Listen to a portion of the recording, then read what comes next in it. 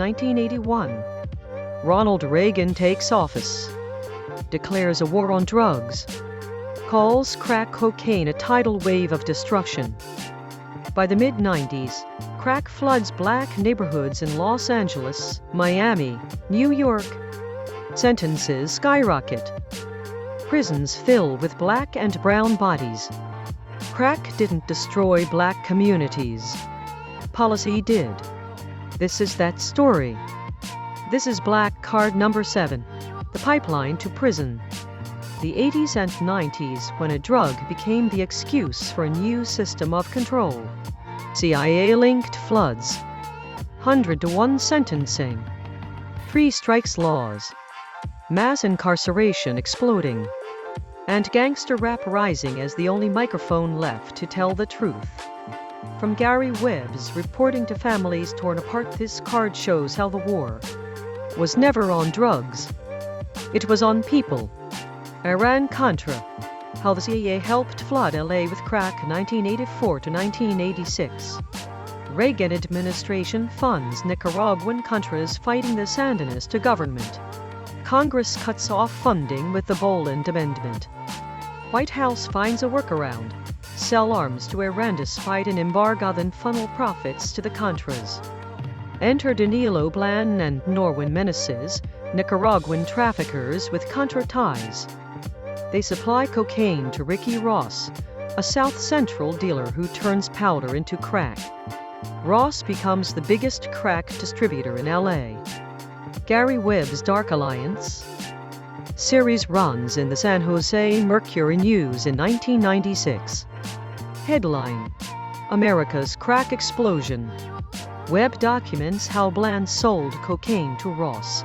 Profits went to Contras, and the CIA knew or looked the other way. The series sparks outrage. Mainstream press attacks Webb. CIA Inspector General report in 1998 admits contacts with traffickers, but says no direct agency involvement in drug trafficking. Still, the flood happened. South Central drowns. One mother in the series: my son got caught up in it. Lost everything. The government let it in, then locked him up for it. Families echo her. The crack wave wasn't organic. It was facilitated. Reagan's war on drugs, 100-to-1 sentencing 1986. Anti-Drug Abuse Act passes. Creates mandatory minimums. Most infamous. Crack vs. powder cocaine. 5 grams of crack gets 5 years mandatory. 500 grams of powder gets the same. 100-to-1 ratio. Crack cheaper, smokable, hits urban black communities hardest. Powder expensive, snorted, associated with white users. Same drug. Different penalties.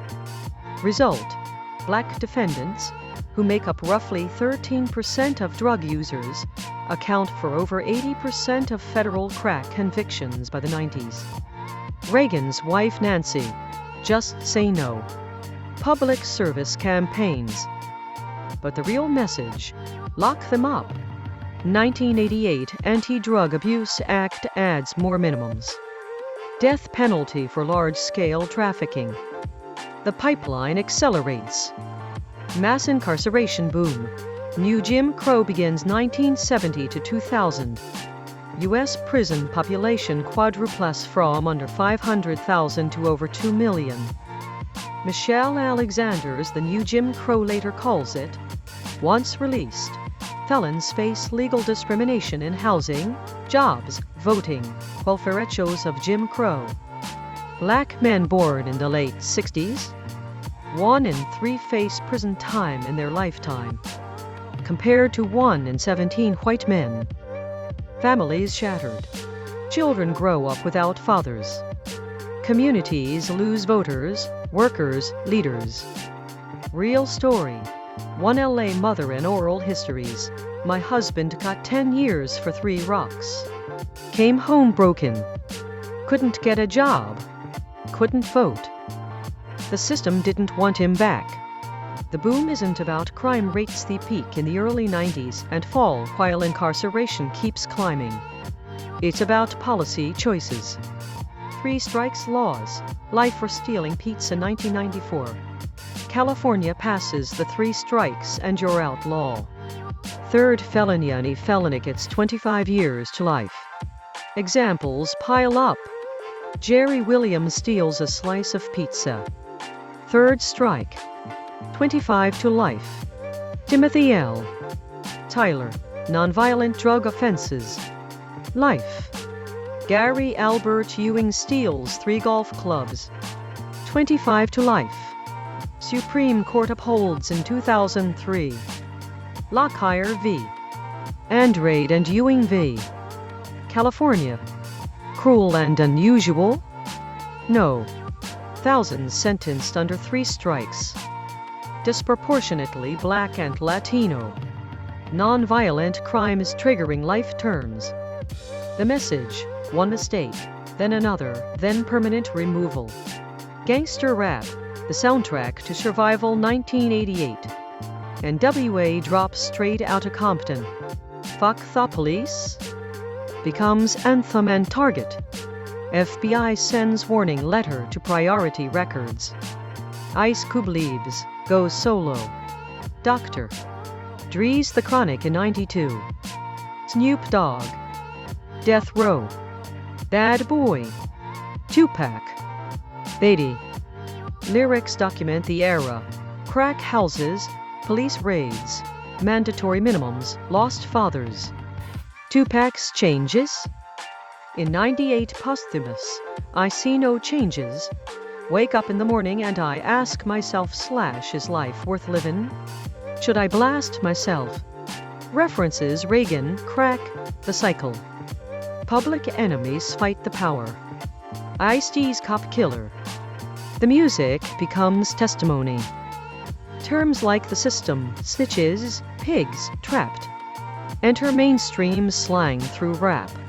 Kids in suburbs repeat lines that started in South Central courtrooms. But the irony: white-owned label Interscope, Time Warner, Sonoprofit billions while artists fight for masters and fair splits. Closing Iran-Contra opened the floodgates. 101 laws turned users into lifers. 3 strikes made mistakes permanent. Incarceration boomed. Rap narrated it all. This card isn't about drugs destroying communities. It's about policies designed to control them. The pipeline wasn't accidental. It was engineered. And the soundtrack? Proof that even in chains, voices find a way. This is Black Card number 7.